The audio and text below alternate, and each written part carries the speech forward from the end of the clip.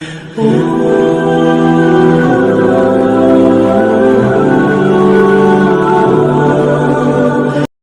سوال یہ ہے، میں نے پچھلے جمعے پھر میرا سوال ہے کہ میں پوچھتا ہوں اس آدمی کو ضرورت کیا ہے ختم نبوت پر بات کرنے کی، جب امت مسلمہ کے متفقہ فیصلہ ہے کہ مرزئی کافر، اسمبلی نے بل پاس کر دیا کہ مرزئی ان کو اقلیت قرار دے دیا، اور جب سے وہ اقلیت بنے نہ ہم نے ان کی عبادت گاہ جلائی، نہ ہم نے ان کو قبروں سے نکالا، نہ ہم نے بس ٹھیک ہے جیسے عیسائی رہتے ہیں، یہودی سے کس ملک میں رہتے ہیں وہ بھی رہیں، اقلیت بن کریں کوئی اعتراض، پر تم انہیں کھینچ کے کیوں قریب کرتے ہو؟ تمہارا کیا جرانہ ہے ان کے ساتھ؟ بتاؤ تو صحیح۔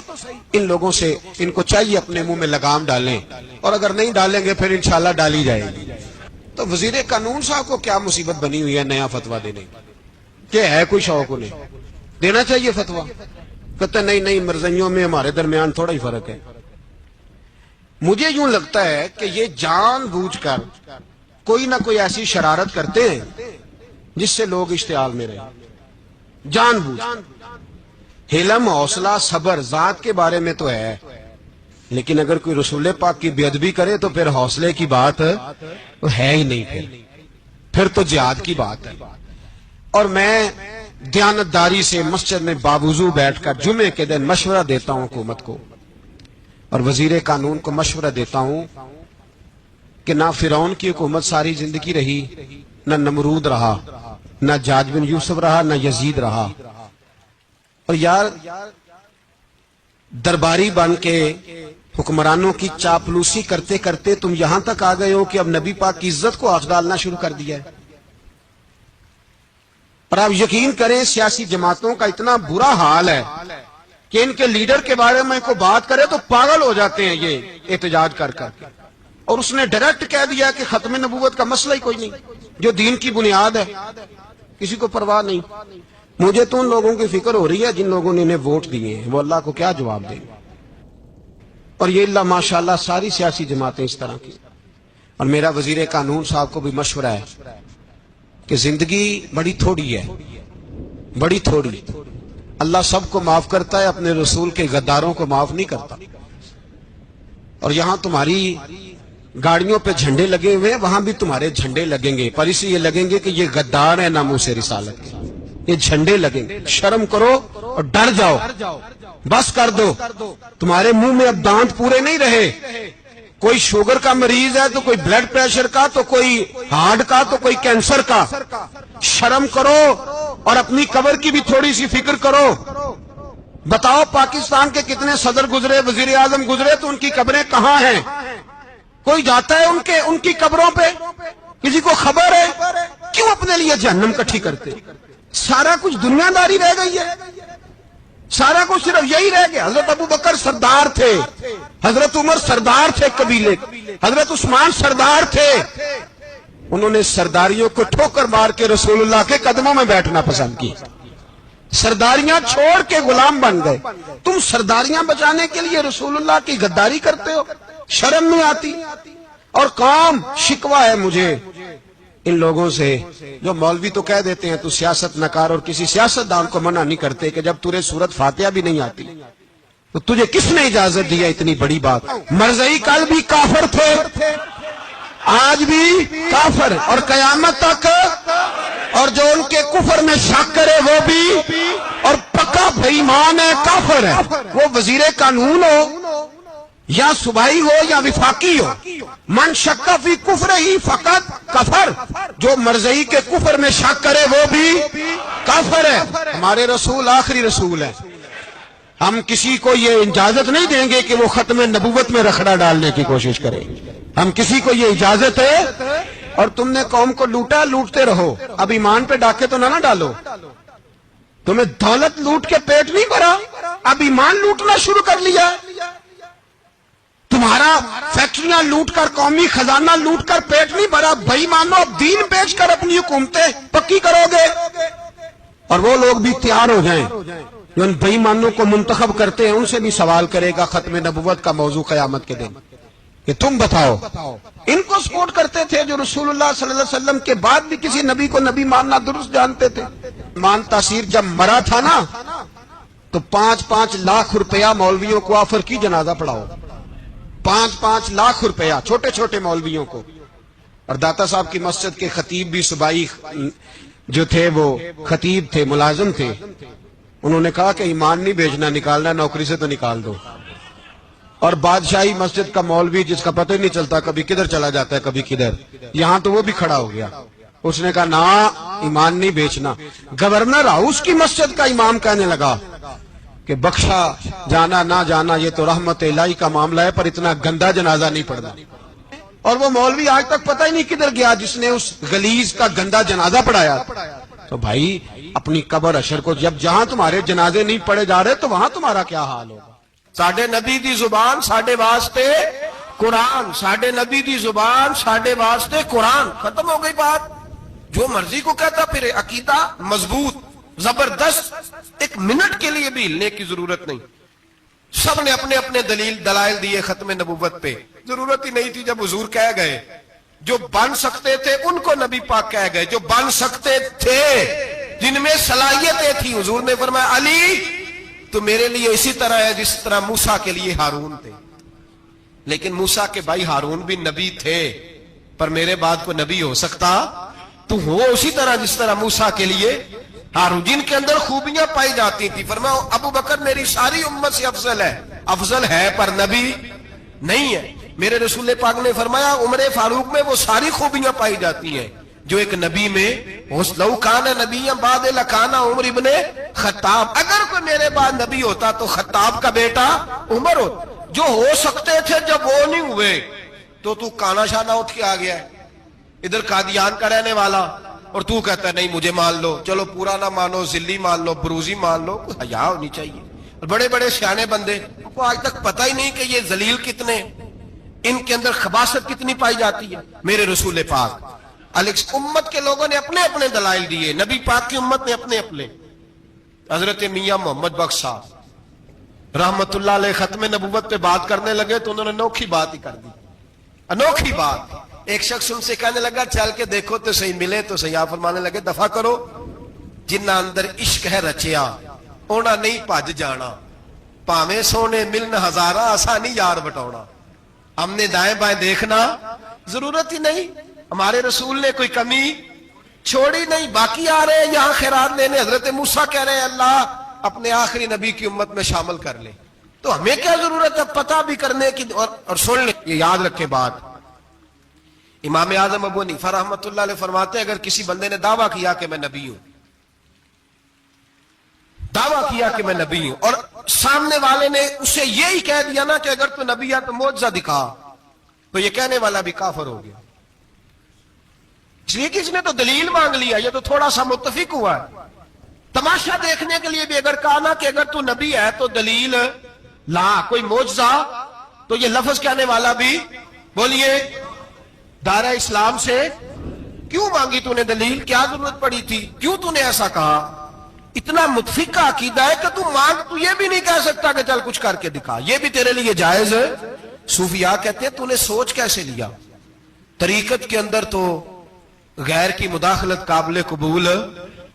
अल्लाह ने तौहीद का हर जगह ख्याल रखा, रिसालत की वादानियत का हर जगह ख्याल रखा। अल्लाह एक, कुरान एक, इस्लाम, नबी एक, बाप, उस्ताद, कोई किसी किस्म की मुदाखलत की जरूरत कैसे लोग मुदाखलत कर लेते हैं फटाफट। हजरत पीर सैयद मेहर अली शाह साहब गोलड़वी रहमतुल्लाह, हजरत ख्वाजा शमसुल आरिफीन सियालवी रहमतुल्लाह अलैह के पास पढ़ा करते थे, तदरीस होती थी। ख्वाजा को बिठा के दरसे तसव्वुफ, दरसे कुरान, दरसे हदीस देते थे।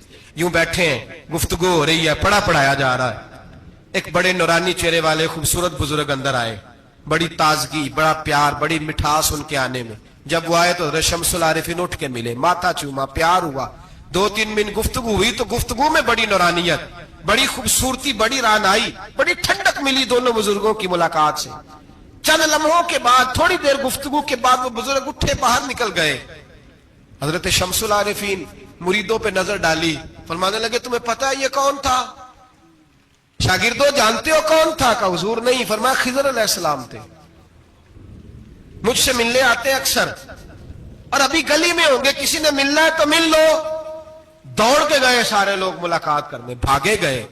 پیر میر علی شاہ صاحب بیٹھے ہیں. آپ نے فرمایا میر علی تم نے نہیں ملنا؟ کہنے لگے حضور نہیں. فرمایا کیوں؟ کہنے لگے حضور میں اسے نہ ملوں جسے خضر بھی ملنے آتا ہے, اسے نہ ملوں جس سے وہ ملنے آتا ہے. میں نے کیا کرنا ہے ان سے مل کے؟ آپ سے ملوں گا جن سے حضرت خضر بھی ملنے آتی ہیں. جنہ تنام وچ عشق ہے رچیا اونا نہیں پج جانا, پانے پاویں سونے ملن ہزاراں, اسا نہیں یار بٹانا ضرورت ہی نہیں. ایسے حسین محبوب کے بعد کسی اور جگہ نظر جمانے کی طبیعت ضرورت نہیں, توجہ نہیں, خیال نہیں. جس نے یہ پوچھ بھی لیا کہ تو بتا کوئی معجزہ دکھا, وہ بھی دائرہ اسلام سے یہ امت مسلمہ کا متفقہ عقیدہ ہے. اس پر درجنوں آیتیں ہیں قرآن مجید کی, 150 کے قریب نبی پاک کی حدیثیں. کتنی جی؟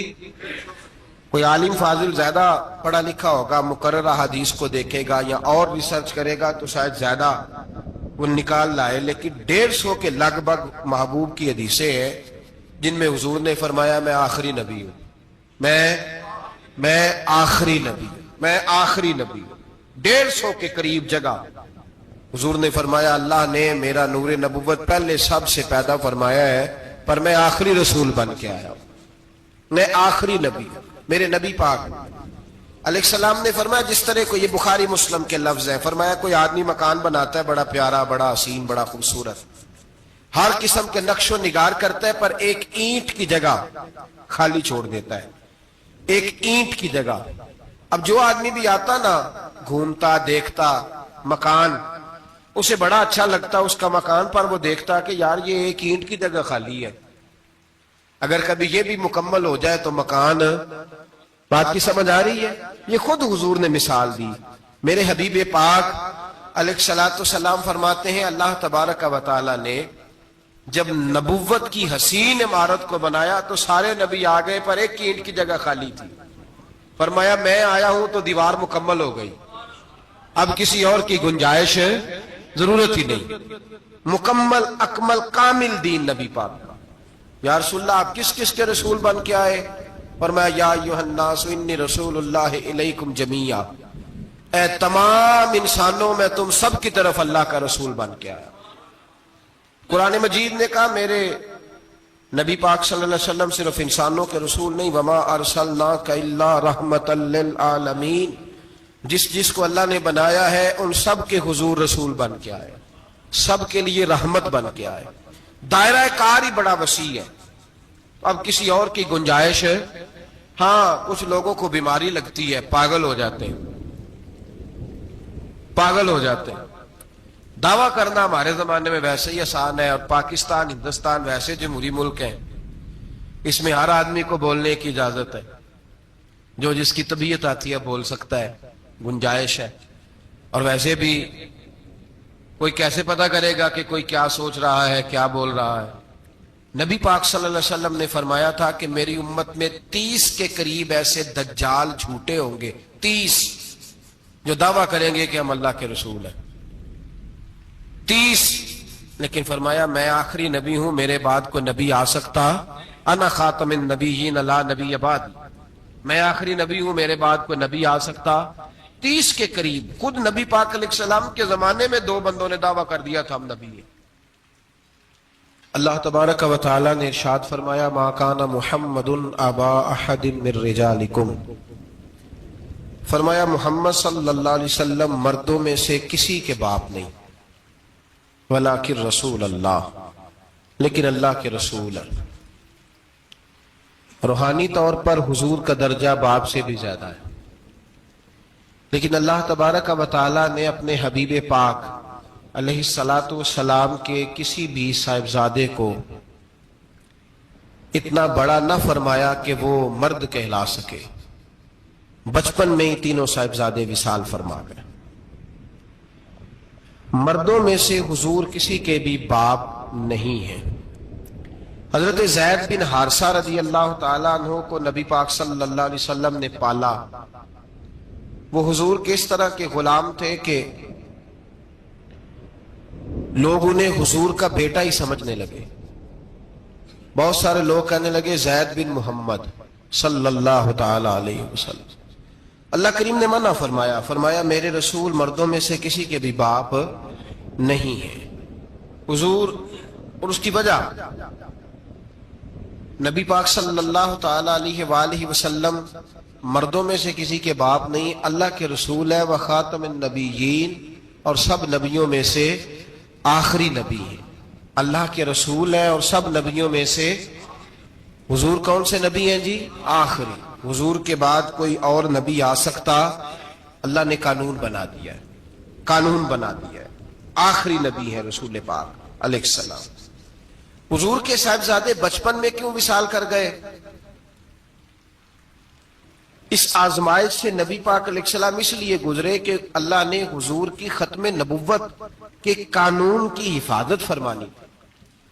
اگر نبی پاک کے کوئی بیٹے بڑے ہوتے تو نبی کے بیٹے نبی ہوتے، اور چونکہ دروازہ نبوت ذات رسالت پر بند کر دیا گیا، اس لیے اللہ تبارک و تعالی نے محبوب کے کسی بیٹے کو بھی پروان نہیں چڑھایا، وصال ہو گیا، اس لیے کہ حضور اللہ کے آخری نبی پاک صلی اللہ علیہ وسلم کے زمانے میں حضور نے خود فرمایا تھا 30 کے قریب لوگ ہوں گے جو دعویٰ کریں گے ہم نبی ہیں۔ فرمایا دجال ہوں گے، کذاب ہوں گے جو دعویٰ کریں گے۔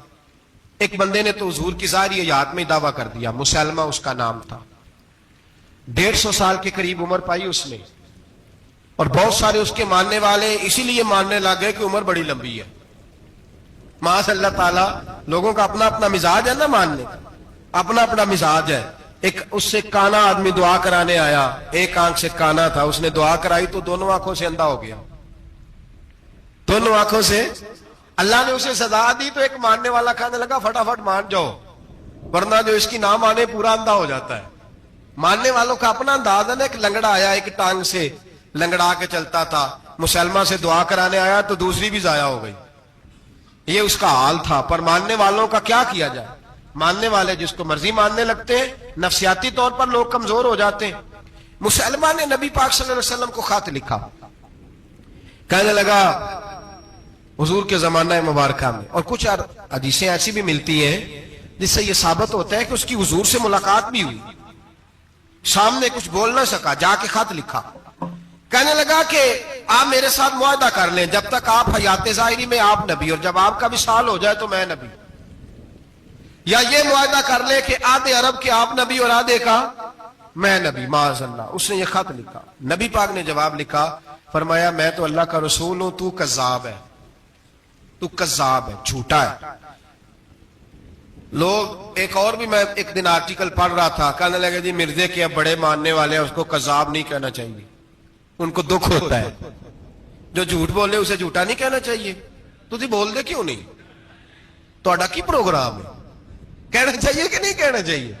یہ ثواب ہوگا، اس لیے کہ جو نبوت کا دوچا دعویٰ کرے اس کو نبی پاک نے جھوٹا کہا ہے۔ حضور نے فرمایا تو کذاب ہے، کیا کہا ہے؟ تو ثواب ہوئے گا، آنکھوں گے تھے، کیا کہا ہے؟ کذاب۔ اس کو کذاب کہنا نبی پاک کی کیا کی ہے نا؟ پھر منن والے تکلیف ہوندی تو میں کہا پئی ہوئے، وہ کذاب ہے، لہذا ہمیشہ کذاب ہی رہے گا۔ جب حضور نے کہا ہے جو دعویٰ کرے نبوت کا وہ کیا ہے، تو لہذا کذاب ہی رہے گا۔ حضور نے لکھا کذاب، جب نبی پاک نے کذاب لکھا نا خط میں، کون لے کے جائے گا؟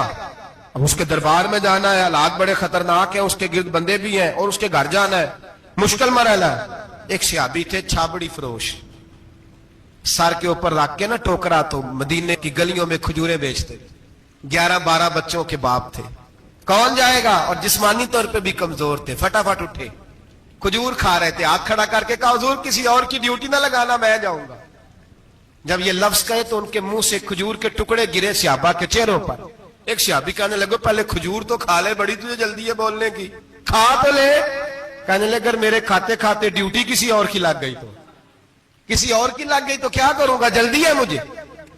حضور سید عالم صلی اللہ علیہ وسلم نے نا اپنا نیزہ دیا، گھوڑا دیا، فرمایا ذرا ڈٹ کے جانا، اس کے گھر جانا ہے۔ کہا محبوبہ فکر ہی نہ کرے، فکر نہ کرے۔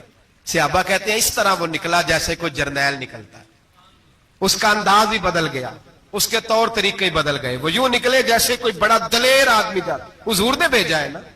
نبی پاک نے بھیجا ہے نا. انداز ہی بدل گئے, طریقے ہی بدل گئے.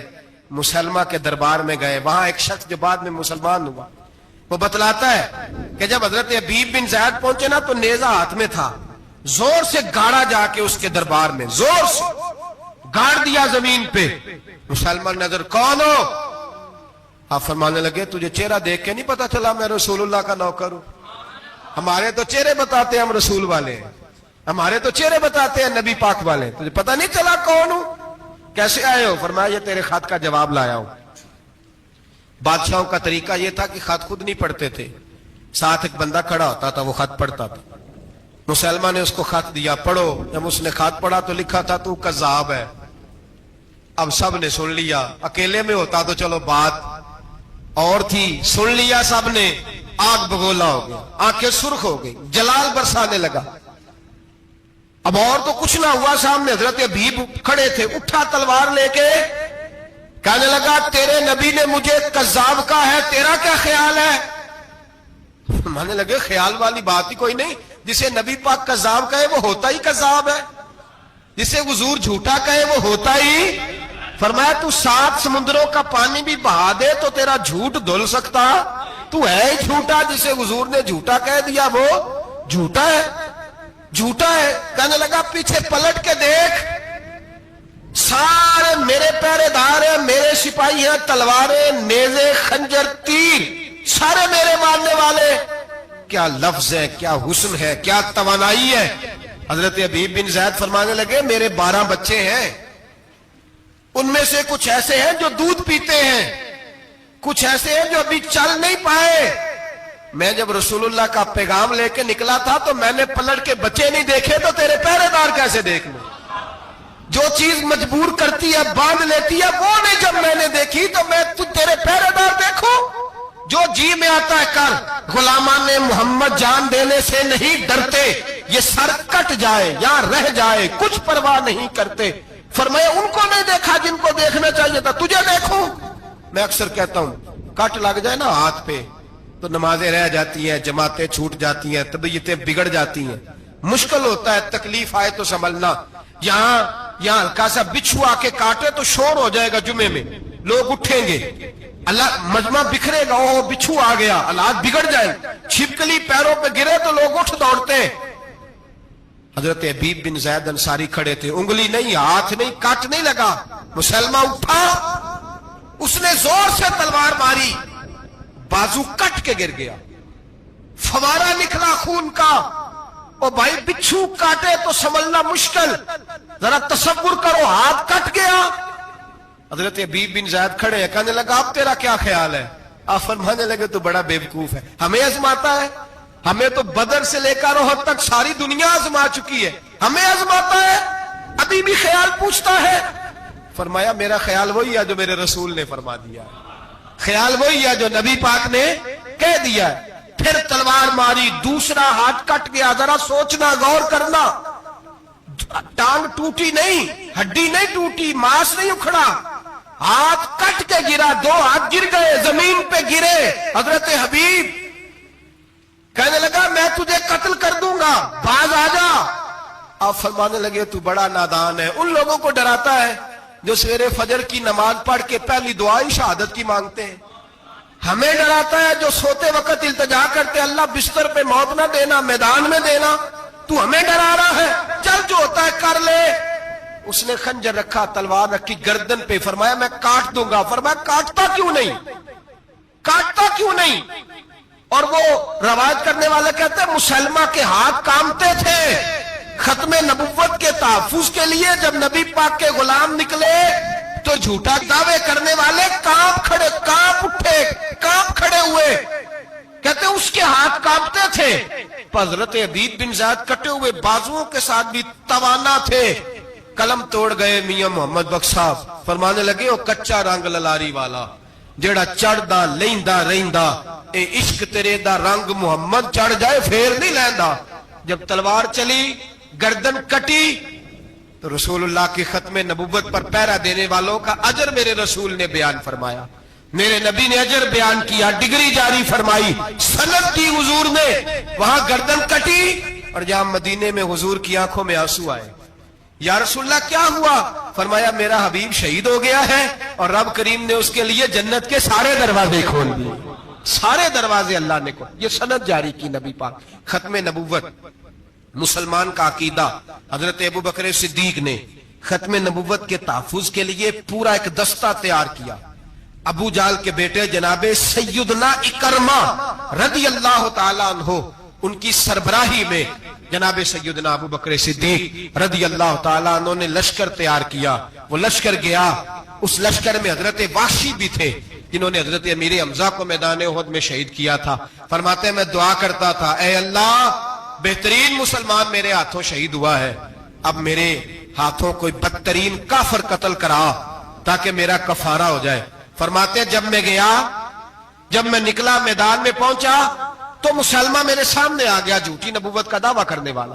کہتے ہیں جب سامنے آیا تو میں نے اس کو مارا، تیر وہ گرا، اور جب گرا تو میں نے رکھا پھر اس کی گردن پہ پیر۔ میں نے کہا میرے رسول تو میدان بدر میں دعا کرے تو 5000 فرشتے آتے ہیں، تو ذرا پلٹ کے دیکھ بے ایمان تیرا حال کیا ہے۔ فرماتے ہیں میرے قدموں کے نیچے، میں نے کہا تو میرے نبی سے مقابلہ کرنے چلا تھا؟ میں رسول اللہ کا ادنا غلام ہوں، نہ بدری ہوں، نہ اشرا مبشرہ میں سے ہوں، نہ میں خلفائے راشدین میں سے ہوں، پر ہوں رسول کا غلام، الصحابی کالنجوم میں شامل ہوں۔ فرماتے میں نے گردن کاٹی اور اللہ نے مجھے موقع دیا۔ حضرت امیر حمزہ اگر میرے ہاتھوں شہید ہوئے تھے تو نبی پاک کا بدترین دشمن بھی میرے ہاتھوں قتل ہوا۔ بہت سارے لوگوں نے دعویٰ کیا، اور 1 2 4 نہیں، ابھی چند مہینے پہلے ایک بندے کو پھر دورہ پڑا تھا، بعد میں اس کا معلومات کی تو پتہ چلا نفسیاتی مریض ہے بیچارہ، وہ بھی کہتا تھا میرے پاس وہی آتی ہے۔ بہت سارے لوگوں نے، لیکن ایک بندے نے ذرا منظم ہو کے دعویٰ کیا، اور خود چونکہ وہ انگریز کا وفادار تھا، تابع دار تھا، وہ کہتا تھا میرے آنے کے 2 مقصد ہیں، معاذ اللہ اپنے آپ کو نبی کہتا تھا۔ 2 مقصد ہیں، ایک کہتا تھا کہ جو انگریز حکومت کا وفادار نہیں وہ اللہ رسول کا وفادار نہیں، معاذ اللہ، پہلا اس کا آنے کا مقصد وہ بیان۔ دوسرا اس کا مقصد یہ تھا، وہ کہا کرتا تھا کہ دین سارا باقی ہے، موجود ہے، قرآن حدیث نماز روزہ حج زکوٰۃ، میں معاذ اللہ نبی بن کے آیا ہوں تو صرف ایک کام کرنے آیا ہوں کہ جہاد کوئی نہیں، جہاد نہیں کرنا، کفر کے خلاف لڑنا۔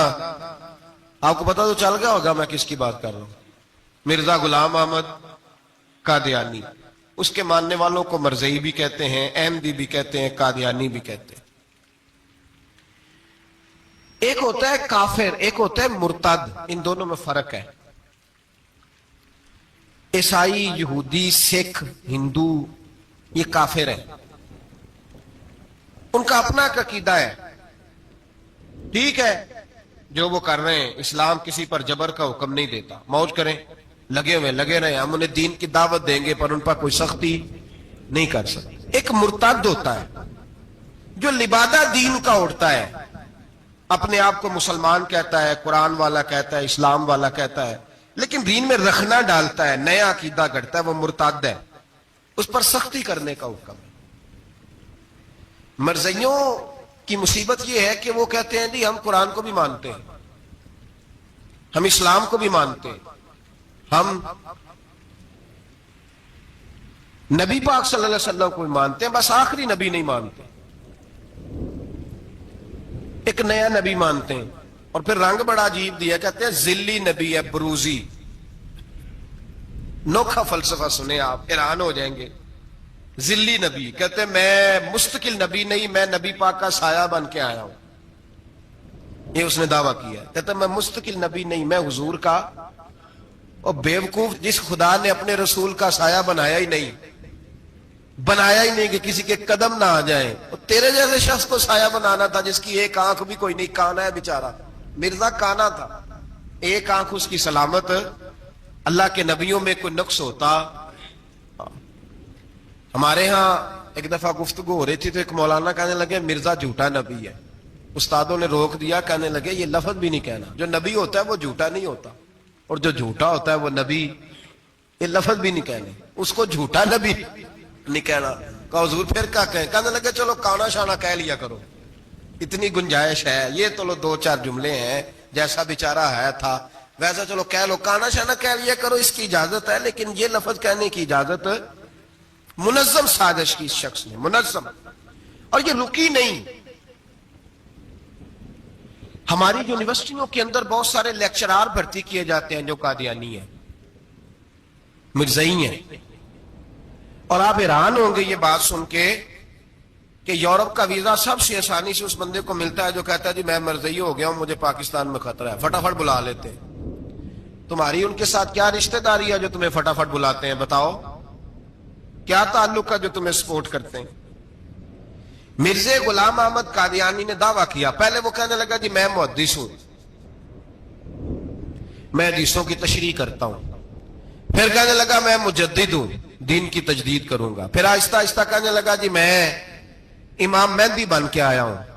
لوگ کٹھے ہونے لگے نا، ہمارے لوگ تو دعا کرانے پہ قائل ہو جاتے ہیں، ویسے بھی جو نئی مداری لگائے اس کے بندے جلدی قائل ہو جاتے ہیں۔ علامہ اقبال نے پنجابی کا، میں خود پنجابی ہوں لیکن اقبال نے پنجابی کا مزاج بیان کیا ہے، پنجابی کا مزاج، اقبال کہتے ہیں پنجابی کا مزاج ہے کہ تحقیق کا پھندا کوئی سیاد لگا دے، یہ شاخ نشیمن سے اترتا ہے بہت جلد، کہتے ہیں کوئی مداری دکھائے صحیح، اس کا کام ہے فٹافٹ پہنچ جانا۔ یہ مداریوں کا زمانہ ہے، جو اچھی مداری لگا لے، شور شار اچھا کرے، اس کے گرد لوگ، جو کہے میں نے پھونک ماری تو بندہ چل پڑا، پھونک ماری تو گر گیا، پھر میں نے ایسے کیا تو ایسے ہو گیا، کوئی مداری دکھائے صحیح، مداری کا دور ہے۔ اس نے بھی مداری لگا لی، میں دعا کرتا ہوں تو فلانا صحیح ہو گیا، میں یہ کرتا ہوں تو کبھی محدث ہو گیا، کبھی وہ مجدد ہو گیا، پھر کہنے لگا میں امام مہدی ہوں۔ پھر اس نے تھوڑی ترقی کر لی تو کہنے لگا میں مسیح موعود ہوں، وہ جو حضرت عیسیٰ علیہ السلام نے دوبارہ پیدا ہونا تھا تو لہذا میں آ گیا ہوں، معاذ اللہ۔ پھر آہستہ آہستہ جب اس نے سمجھا نا کہ اب بندے تھوڑے پکے ہو گئے ہیں جو میرے ساتھ ہیں، پھر کہنے لگا نہیں میں ذلی نبی ہوں، بروزی، میں سایہ بن کے آیا ہوں۔ مرزا غلام محمد قادیانی، پشت پناہی اس کو انگریز کی حاصل تھی۔ کسی شخص کی جب حکومتیں سپورٹ کرتی ہیں پھر اس کا آگے بڑھنا بڑا آسان ہو جاتا ہے۔ اس کی انگریز نے مکمل پشت پناہی کی۔ اپنے بچوں کو سمجھائیں جو بات عرض کر رہا ہوں، ہمارے اپنے شہروں میں جو معروف سکول ہیں ان کے اندر ایسے ٹیچر بھرتی ہونے لگے ہیں جو قادیانی اور مرزائی ہیں، جو گندے نظریات کے حامل لوگ، جو طرح طرح کی، آپ کو نہیں پتا، ہمیں تو شوق ہی بڑا ہے نا، بچہ ایف ایس سی کرے صحیح، جائے جدھر مرضی، بی ایس سی کرے بس وہ، اور بڑی جلدی لوگ مائل اور قائل ہوتے ہیں۔ ایک صاحب مجھے کہنے لگے جی اب تو سائنس بھی ماننے لگی ہے اسلام کی ساری باتوں کو، تو میں کیا مانے چاہے نہ مانے، سائنس کے ماننے سے کوئی فرق پڑتا؟ نہیں مانتی سائنس تو نہ مانے، کیا اس میں حرج ہے؟ ایک حکیم صاحب بڑے پرانے بڑے سیانے کہنے لگا جی میں 2-3 امراض کا علاج کرتا ہوں، اس میں ایک کھانسی بھی ہے، چند قطرے شراب کے ڈال کے میں دوائی بناتا ہوں، بندہ ٹھیک ہو جاتا ہے۔ میں نے کہا آپ کا دماغ ٹھیک نہیں، میرے نبی پاک صلی اللہ علیہ وسلم نے جس چیز کو گند کہا ہے اس میں کبھی شفا ہو سکتی، سارا زمانہ بھی کہے کہ ٹھیک ہو جائے گا تو اس میں شفا ہو سکتی، جو پیشاب سے زیادہ پلید ہے اس میں بھی کبھی شفا ہو سکتی ہے۔ تو سائنس مانے، حکمت جو مرضی کہے۔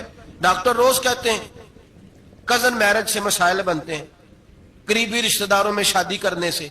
رسول پاک علیہ الصلوۃ والسلام نے سگے چچا کے بیٹے کے ساتھ حضرت فاطمہ کا نکاح کیا۔ اگر مسائل بن سکتے ہوتے تو رسول پاک کبھی یہ کام کر سکتے؟ سوال ہی پیدا نہیں ہوتا۔ روز ڈاکٹر کہتا ہے آپ پتہ کرنے جائیں بیماری کہاں سے لگ گئی، آپ کے خاندان میں تو کسی کو نہیں تھی، فلانے کو تو نہیں تھی، سسرال میں میکے میں۔